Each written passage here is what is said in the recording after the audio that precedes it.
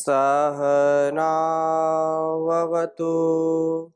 सहनौ भुनक्तु सह वीर्यङ्करवावहै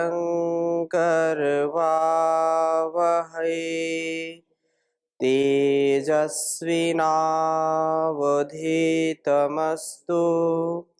मा विद्विषावहै।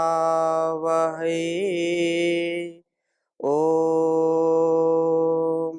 शांति शांति शांति। वैदिक जीवन पद्धति की इस कक्षा में आप सबका हार्दिक स्वागत है, अभिनंदन है। चर्चा कर रहे थे 100 वर्ष तक जो जीने की आज्ञा वेदों में दी गई है, ईश्वर के द्वारा जो उपदेश किया गया है कि आप ऐसा यत्न करें, प्रयत्न करें जिससे कम से कम 100 वर्ष तक जिएं अथवा इससे भी अधिक जीवन प्राप्त करके इस धरा और धाम का, इस सारे संसार का आप उत्थान कर सकें, उत्कर्ष कर सकें और जीवन में जो प्राप्त करना है, धर्म, अर्थ, काम और मोक्ष की जो प्राप्ति है उसको आप प्राप्त कर सकें। उसी के संदर्भ में जो चतुर्थ उपस्थान मंत्र का स्वाध्याय, उसके साथ साथ हमने अनेक मंत्रों का, अनेक सूक्तियों का, अनेक श्लोकों का स्वाध्याय किया जिसमें दीर्घ जीवन जीने की पुष्टि होती है। और उसके लिए सर्व प्रमुख बात यह है कि व्यक्ति को अपने इंद्रियों का संयमन करके, अपने व्यवहार का, अपनी मर्यादा का ध्यान रखते हुए, वीर्य रक्षण करते हुए, अपने तेज ओज को अपने आप इस शरीर में स्थापित करने का प्रयत्न करके वह 100 वर्ष से भी अधिक जी सकता है। महत्वपूर्ण बात ये हमने पढ़ी थी और इस आया था कि यदि हम 25 वर्ष तक कोई युवक या युवती अपने को ब्रह्मचर्य पूर्वक 25 वर्ष वह व्यतीत करती है या करता है तो उसकी आयु उससे चौगुनी हो जाती है। 100 वर्ष तक अखंड प्रचंड पुरुषार्थ करके अखंड ब्रह्मचर्य का जो पालन करता है वो 100 वर्ष तक कम से कम जी सकता है। और जो 50 वर्ष तक अखंड ब्रह्मचर्य का पालन करता है तो 50 चौको 200 वर्ष तक जी सकता है। लेकिन इसके लिए जितना कहना सरल है उतना करना कठिन है। फिर भी ऐसे बिरले लोग इसको आत्मसात करते हैं और करके उसको दिखाते हैं। ऐसे हमारे इतिहास में, हमारे राष्ट्र में ऐसे अनेक ऋषि मुनि हुए, अनेक ऐसे महापुरुष हुए जो कई सौ वर्ष तक इस जीवन को जिया है। तो उसी क्रम में हम अथर्ववेद के मंत्र का स्वाध्याय कर रहे थे और ये दीर्घायु की प्राप्ति के लिए ये कहा था कि नैनम रक्षांसि न पिशाचाः सहन्ते देवानाम ओजः प्रथमजम हे तत् यो बिभर्ति दक्षायणम हिरण्यम सा जीवशु कृणुते दीर्घमायुः। इस मंत्र का यह हमने अभिप्राय समझने का प्रयास किया था कि व्यक्ति इस सुरक्षित हिरण्य, अर्थात हिरण्य किसको कहते हैं? जो विशुद्ध है, जो हिरण्य सोने को भी कहते हैं और हिरण्य से इस सारे संसार में जो भी भोग्य पदार्थ है उनको भी कहते हैं। तो हिरण्य शक्ति अर्थात वीर शक्ति वाले ब्रह्मचारी को जो दुष्ट स्वभाव वाले और जो है रोग दोष हैं, वो जो पिशाचा, जो मांसाहारी तथा मांस को खा जाने वाले रोग जो है कभी भी उसको पीड़ित नहीं करते। देवा नाम ओजह प्रथमजम हे तत्।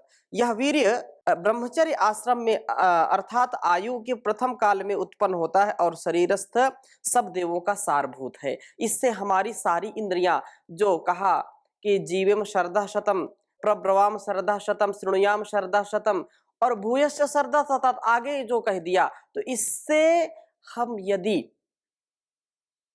वीर्य पूर्वक, वीर्य रक्षण के कारण हम इससे अधिक आयु जी सकते हैं। अर्थात जो जीवेम शरदा शतम की बात कही है, इससे भी अधिक आयु तक हम जी सकते हैं। और इसी बात की पुष्टि एक और मंत्र में कही है कि सभी का सार हिरण्य है। हिरण्य जो है, वो जो वीर्य है, वो निश्चित रूप से हमारे सारे क्रियाकलापों में, सारे कर्मों का जो सार है, जो आधार है, वो क्या है? वीर्य है, उत्साह है। बिना उत्साह के कुछ हो नहीं सकता। ओम स्वामी जी प्रणाम। जी स्वामी जी, मेरा एक अनुभव है कि हमारे पिताजी हैं, जी उनकी लगभग 100 साल की उम्र हो गई है। जी। उनकी 5 पीढ़ी हैं। 5 पीढ़ियां हैं। हाँ। ये और हाँ ब्रह्मचर्य का ही जी जी कमाल है कि 5 पीढ़ियां, अभी तो एक पीढ़ी जीना लोगों को मुश्किल हो रहा है। जी। और स्वामी जी, हम 4 भाई हैं, 3 बहन, 7 हैं हम उनकी संतानों में। मेरा 5वां स्थान है। जी मेरी भी उम्र 67 साल की हो गई है। मैं यहाँ 2011 से हूँ, अभी तक बीमार नहीं हुआ हूँ मैं। ये बहुत बड़ी बात है। हाँ। ये बहुत और बड़ी बात है। और पिताजी की बात बता दूं, वो जहाँ सोते हैं, जहाँ रहते हैं, वहाँ मच्छरों का बहुत विकट हाल है। हाँ। तो मच्छर उनको काटते रहते हैं। हम कहते हैं, पिताजी आप कोई मच्छर काटते नहीं हैं? नहीं, क्यों नहीं, ऐसे कर देते हैं। वो नहीं, कुछ पसंद नहीं है उनको, कभी बीमार नहीं होते हैं। ये ब्रह्मचर्य की शक्ति जी। है। और ब्रह्मचर्य का तात्पर्य केवल इतना नहीं है कि केवल ब्रह्मचारी ही ब्रह्मचर्य रह सकता है, गृहस्थ भी ब्रह्मचर्य रख सकता है। उसका वेदों में प्रमाण है, उसकी भी चर्चा हम करेंगे। तो कहने का आशय ये है कि जैसा पहले कहा कि ब्रह्मचर्य, हमने पिछली कक्षाओं में भी स्वाध्याय किया कि ब्रह्मचर्य युक्त जो है होकर के ब्रह्मचर्य से परिपूर्ण संतानों को जन्म देना, अर्थात जो व्यक्ति भोगी है वह भोगी और रोगी संतानों को ही जन्म देता है। जो व्यक्ति योगी है, इंद्रिय जित है, ब्रह्मचर्य युक्त जीवन यापन करता है, वो गृहस्थ में रह करके भी सुशिक्षित और सुसंस्कारित संतानों को जन्म देता है। उनकी संतानें कभी भी कुचेष्टा नहीं करती हैं और वो अपने कुल और खानदान का नाम रोशन करते हैं। जी पूज्य स्वामी जी हूँ। जी जो 5 पीढ़ी के बारे में अभी ताऊ जी बोल रहे थे, जी। थोड़ा उनका दिनचर्या बारे में थोड़ा वर्णन करें तो दूसरों को जानकारी मिलेगा। जो खान-पान से लेके कैसे क्या वो करते हैं, सुबह से लेकर रात तक बता सोने दीजिए तक, सार में, थोड़ा कृपया बोलिए। सार में बता दीजिए कि जी। ओम जी ओम। पिताजी हमारे करीबन 50 साल की उम्र से बाद में उन्होंने घी खाना छोड़ दिया। जी सादा भोजन लेते हैं, केवल दिन में एक बार दोपहर को 11-12 बजे के बीच में, जी। और दोनों टाइम संध्या करते हैं ये। और संध्या कुछ की ही महिमा जी गाई जा जी रही हाँ, है। दोनों टाइम संध्या करते हैं, एक टाइम भोजन लेते हैं, बाकी कुछ नहीं करते हैं। और अब भी इस उम्र पे भी अपनी दिनचर्या स्वयं अभी भी पूरी करते हैं, किसी की सहायता नहीं लेते, किसी का सहयोग नहीं लेते। बड़ी बात है। जी। हम बड़ी कभी बात है। जाते हैं, उनका प्रणाम करते हैं, पैर छूते हैं, तो भगवान आपको खुश रखे, ये शब्द बोलते हैं। बाकी हम पैर दबाने के लिए कहेंगे तो हाथ हटा देते हैं हमारे ऐसे। जी नहीं नहीं, ये हमारी तो कोई सेवा नहीं लेते हैं अभी तक वो। जी हैं?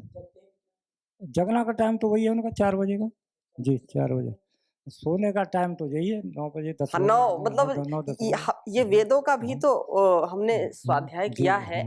अल्प आहार और जो है, जो जितना, इसका तात्पर्य ये नहीं कि वो जो है अंडरवेट हो जाए, बहुत कम खाए, लेकिन इतना है कि वो पचा सके।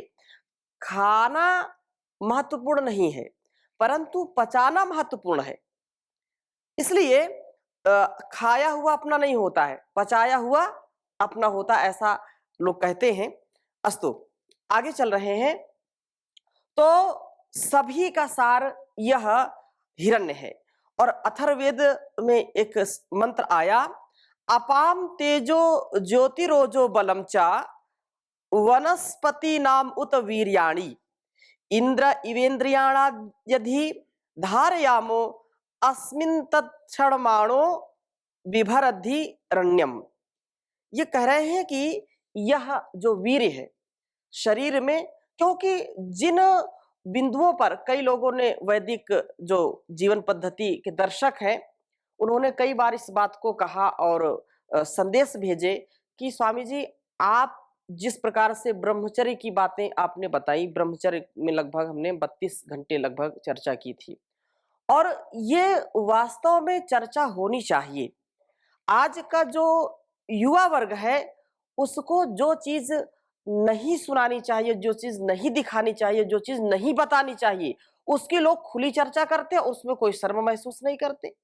लेकिन जिसकी महत्ता, जिसकी गुणवत्ता, जिसका महात्म्य बताना चाहिए, उसकी कभी कोई चर्चा नहीं करता। इसलिए आज इतनी बीमारियां बढ़ गई हैं। तो कई लोगों ने फोन करके भी बात कहा कि स्वामी जी आपने जो इतनी खुली चर्चा की है, जो होनी चाहिए युवक युवतियों के बीच में, कि उनका संयम ही उनका जीवन है, उनके द्वारा जो रज और वीर्य जो संयमित होगा, उसी से सुसंतानें पैदा होंगी। इसलिए ये मैं नहीं कहता, ये वेद कहता है, ये मेरा अपना कोई मत नहीं है। मैं तो केवल ईश्वर की जो वाणी है उसको केवल पढ़ करके सुना रहा हूं। लेकिन जीवन इसी में है और कहीं जीवन नहीं मिलेगा। यदि हमने इसकी चर्चा नहीं की, घर घर में वेदों की चर्चा होती थी, तब घर घर लोग स्वस्थ होते थे, महान होते थे। आज लोग परेशान हैं, घर घर जीवन शमशान बन गया, घर शमशान बन गया। इसलिए इसकी चर्चा जरूर होनी चाहिए। महर्षि देवदयानंद बार बार कहते हैं, वेदों का पढ़ना पढ़ाना, सुनना सुनाना सभी श्रेष्ठ जनों का अर्थात आर्य जनों का परम कर्तव्य है। जिस घर में वेदों की चर्चा नहीं होती, जिस घर में स्वाहा स्वाहा की गुंजायमान नहीं होती, अतिथियों का सत्कार नहीं होता, वो घर शमशान के समान होता है, आचार्य चाणक्य भी कहते हैं। इसलिए हम वेदों का जो उपदेश है, संदेश है, उसको धारण करें और अपने बच्चों को भी बताएं कि जीवन क्या है। तो एक तो हमने पहले पढ़ा कि दीर्घायु की प्राप्ति हिरण्य की रक्षा से होगा, और सभी का सार हिरण्य है। अथर्ववेद में ये मंत्र में कहा कि यह वीर्य अपाम तेजः, प्राणों का तेज है। यदि वीर्य रक्षण हमारा अच्छी प्रकार से होगा तो हमारी प्राण शक्ति बहुत तीव्र होगी, बहुत अच्छी होगी। रस रक्त आदि धातुओं में 8वां ओज है, बुद्धि में ज्ञान का प्रकाश करता है और शरीर को बलशाली बनाता है। उत वनस्पति नाम वीर्याणी, और वनस्पतियों का सार है। इसकी रक्षार्थ इंद्र इव, देवराज इंद्र जैसे सब देवों के राजा है, वैसे ही हम भी इंद्रियाण्यधि धारयामः, सभी इंद्रियों को वश में करते हुए इसे धारण करते हैं। यदि इंद्रियां हमारी वश में नहीं रहेंगी, कुचेष्टा हमसे होगी, बुरे विचार आएंगे, या कोई ऐसी लत पड़ गई, चाहे आहार की दृष्टि से हो या विचार की व्यवहार की दृष्टि से हो, अधिक, जैसे अभी ताऊ जी ने बताया पिताजी की बात, वो वेदों में भी वो बात कही है कि जो ज्यादा खाने वाला व्यक्ति है, हम जब गुरुकुल में आए तो भी ब्रह्मचर्य का चूंकि विशेष महात्म्य होता है, गुरुकुल में हम पढ़ते थे, तो जो भी हम पुस्तक पढ़ते थे उसमें बार बार ये बात आती थी कि अधिक खाने वाला कभी भी ब्रह्मचारी नहीं हो सकता है। अधिक खाने वाला कभी भी ब्रह्मचर्य का पालन नहीं कर सकता है। इसलिए जो हमारी इंद्रिय है, जो रसना है, वो रसना की वासना को भी वश में करना पड़ेगा। और जिसकी जीभ, परम पूज्य स्वामी जी महाराज बताते हैं कि कालवा वाले गुरु जी क्या बोलते हैं कि चटोरा और कामचोरा कभी ब्रह्मचारी नहीं हो सकता। चटोरा और कामचोरा, भाई जो चटोरा, जिसकी जीभ जो है चटपटा चाहती है, जिसकी जीभ स्वयं के वश में नहीं है, वो कभी भी ब्रह्मचारी नहीं बन सकता। और जो कामचोर है, आलस में पड़ा रहेगा, जी चुराएगा, तो उसका मन बुरी आदतों की ओर जाएगा, बुरे अभ्यासों की ओर उसको अग्रसर करेगा। इसलिए इस पर बड़ा नियंत्रण करना चाहिए। किसी भी प्रकार से कुचेष्टा ना हो, बुरी जो हमारी आदतें हैं उनका नियंत्रण करना चाहिए। इसलिए कहा कि जैसे देवराज जो है इंद्र सब देवों के राजा हैं, सब देवों की रक्षा करते हैं, वैसे ही हम सभी इनको इंद्रियों को वश में धारण करते हैं। अस्मिन, इस शरीर में दक्ष दक्ष माणः, सब प्रकार की उन्नति चाहने वाला पुरुष उस हिरण्यम हितकर वीर्य को विभर्ति धारण करता है। सब प्रकार से वीर्य हमारी रक्षा करता है, इसलिए इसकी रक्षा करना हम सबका परम कर्तव्य है, परम कर्तव्य है। वीर्य का निर्माण रस आदि धातुओं के परिपाक होने पर होता है। जल, दुग्ध, फलों का रस एवं अन्न, घृत, दाल, शाक, मेवा, मिष्टान आदि तथा फल आदि का सार भाग रस बनता है। उसका परिपाक होकर के रक्त, मांस, मेद, अस्थि, मज्जा और सप्तम धातु शुक्र का निर्माण होता है। कुछ पदार्थ सीधे ही इसके उत्पादन में सहयोगी हैं। इसकी सुरक्षा का एक ही उपाय है, जैसे कोई राजा अपने अधीनस्थ कर्मचारियों को अपने वश में रखता है, वैसे ही इंद्रियों का स्वामी इंद्र, अर्थात जैसे सभी देवताओं का स्वामी इंद्र है, तो इस शरीर में इन इंद्रियों का स्वामी कौन है? आत्मा है। आत्मा के अन्य सब अधीन है, चाहे मन हो, बुद्धि हो, ये सारे जो अस्तित्व है हमारे शरीर में, उनका सबका अधिष्ठाता, सबका अधिपति, सबका स्वामी, सबका इंद्र कौन है? आत्मा। इसलिए आत्मा सभी इंद्रियों को अपने वश में रखे। जीवन में सर्वत्र विजयाभिलाषी मनुष्य को यत्न पूर्वक वीर रक्षण करना चाहिए। ब्रह्मचारी के लिए संसार में कुछ भी अप्राप्य नहीं। जो ब्रह्मचारी है वह देवता स्वरूप होता है। जो ब्रह्मचारी है, ब्रह्मचर्य का पालन करता है, इसलिए प्राचीन काल से ही ब्रह्मचारी और सन्यासियों की विशेष इस राष्ट्र में पूजा होती है, विशेष उनका सम्मान है, आतिथ्य है, विशेष उनके लिए श्रद्धा का भाव होता है, क्योंकि यह देवताओं का वास है। यह सारे सुकर्मों का आधार है। ये सारे जो है संसार में श्रेष्ठ और ज्येष्ठ दिव्य कर्मों का अनुष्ठान करने वाला ब्रह्मचारी ही हो सकता है, और कोई नहीं हो सकता। इसलिए बहुत यह उत्तम है। और क्योंकि यह बात बार बार आती है और लोग पूछते भी हैं, क्योंकि चर्चाएं होती हैं, तो लोगों के अंदर ये हो कि स्वामी जी आप इतनी ब्रह्मचर्य की महिमा गाते हैं, और हम जब सुनते हैं तो हमको लगता है कि हमने बहुत कुछ खो दिया, अब तो हम ब्रह्मचारी नहीं, हम तो गृहस्थी हो गए, या हमने जो है गृहस्थ में फंस गए, ऐसा उनको एहसास होता है। लेकिन ऐसी बात नहीं है।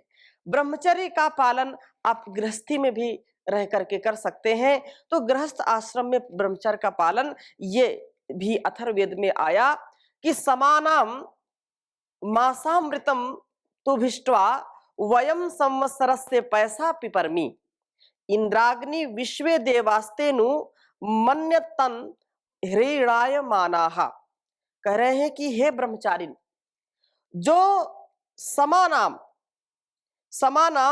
चंद्र वर्षों, जो चांद्र वर्षों के समान मासों संबंधी ऋतु भी ऋतुओं के ज्ञान द्वारा संवत्सरस्य तथा सौर वर्ष के मास ऋतु संबंधी ज्ञान द्वारा वयम हम गुरुजन त्वा तुझे पिपरमी अर्थात पूरित करते हैं, परिपूर्णे पूरित करते हैं, अर्थात गृहस्थ आश्रम में भी तू ऋतुकालगामी बना रहे, या ऐसा ऋतुकालगामी बने।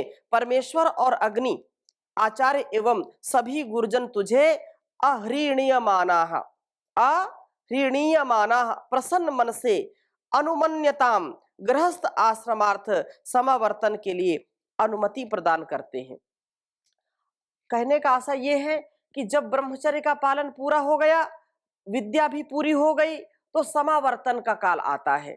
गुरुकुल से विद्यार्थी को भेजा जाता है कि अब आप विद्या से परिपूर्ण हो गए हैं, परिपक्व हो गए हैं, और तुम अब गृहस्थ में ब्रह्मचर्य पूर्वक, अर्थात भोग के लिए नहीं, बल्कि इस संसार को चलाने के लिए, इस व्यवस्था को चलाने के लिए आप संसर्ग करें। ये गुरुओं के द्वारा आज्ञा दी जाती है, वेदानुकूल आज्ञा दी जाती है, क्योंकि यह जीवन भोग के लिए नहीं है, ये योग और सहयोग के लिए है, ये जीवन दूसरों के उपयोग के लिए है। और इसको उपयोग और सहयोग में कब ला सकते हैं? जब व्यक्ति मनसा वाचा कर्मणा निरोग रहे। जो मन से, वाणी से, व्यवहार से रोगी है, शरीर से रोगी है, वो किसी का चाह करके भी सहयोग नहीं कर सकता है, चाह करके भी वह किसी का जो है उपयोगी नहीं बन सकता है।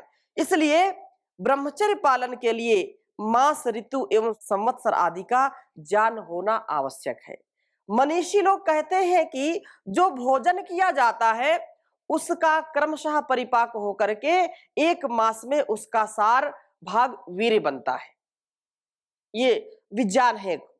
जैसे मनो जो है फूलों से थोड़ा सा इत्र प्राप्त होता है, बहुत बहुत जब फूल एकत्रित करते हैं, पुष्प एकत्रित करते हैं, तो उनको, उनके रस को निचोड़ करके फिर उससे जो है क्या बनेगा?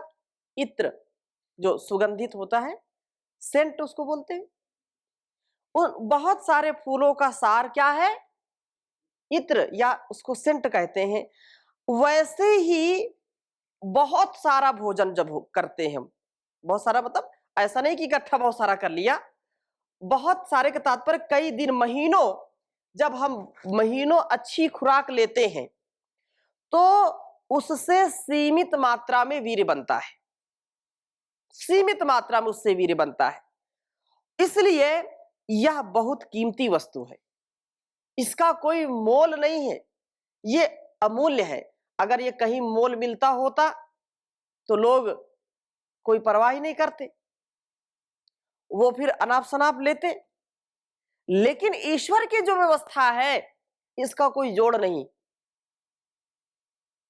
वो कई मनोभोजन करोगे तब जाकर के सीमित मात्रा में ये धातु बनती है, और जिसका दुरुपयोग कदाचित भी, कदापि उचित नहीं है। दुरुपयोग कभी भी नहीं करना चाहिए। ऋतु चक्र के अनुसार आहार विहार का परिपालन ब्रह्मचर्य में सहायक होता है। ब्रह्मचर्य आश्रम के पश्चात गृहस्थ आश्रम में भी संयम कर जीवन व्यतीत करने का उपदेश यहाँ दिया गया है। तो गृहस्थ जीवन में भी हम ब्रह्मचर्य पूर्वक रह करके अपने जीवन को दीर्घायु बना सकते हैं। जैसे कि कोई गृहस्थ में है, और जो ऋषियों की जो परंपरा थी वास्तव में इसी की स्थापना के लिए थी। आजकल क्या है, लोग 80 वर्ष के हो गए, 90 वर्ष के हो गए तो भी घर से बाहर नहीं निकलना चाहते, वो भोग भोगना चाहते हैं, और भोग भोगेंगे तो रोगी होंगे। जो प्राचीन परंपरा थी उसमें इसीलिए जो वर्ण व्यवस्था, आश्रम व्यवस्था थी, इसीलिए थी कि पहले तो विद्यार्जन करना, ब्रह्मचर्य आश्रम, फिर गृहस्थ आश्रम में अपने परिवार को बढ़ाना, संतानोत्पत्ति करना, राष्ट्र को बढ़ाना, इसके बाद फिर लोकोपकार के लिए अपने शरीर को पुनः हृष्ट पुष्ट करना, वीरवान बनाना, बलशाली बनाना, वानप्रस्थ में जा करके करते थे। वहां फिर गृहस्थ को छोड़ देते थे। ब्रह्मचर्य के बाद जो है गृहस्थ गए, और इसके बाद एक काल आया और उसको फिर छोड़ दिया, वानप्रस्थ में प्रवेश कर गए। वानप्रस्थ में जब समझे कि विद्या का पुनः अर्जन हो गया है, शरीर हमारा हृष्ट पुष्ट हो गया है, वीर्य भी हमारा बढ़ गया है, या सामर्थ्य हमारा बढ़ गया है, इसके बाद फिर संन्यास आश्रम में जाते थे। उसकी चर्चा हम वर्ण आश्रम की व्यवस्था की चर्चा आगे करेंगे। परंतु ये जो वेदों का संकेत है, यदि 100 वर्ष तक जीना है सुरक्षित, अपने आप को इससे भी अधिक जीवन जीना है, तो आपको इस आश्रम व्यवस्था को अपनाना पड़ेगा।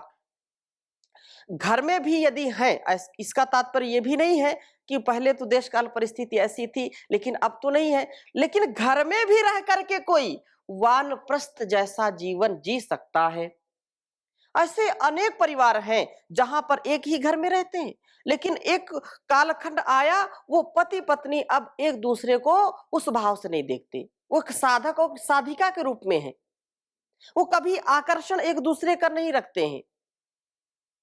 एक ही कमरे में रहेंगे, एक ही घर में रहेंगे, लेकिन उनकी जो भावनाएं हैं, वो कामनाएं हैं, वो पवित्र हो गई हैं।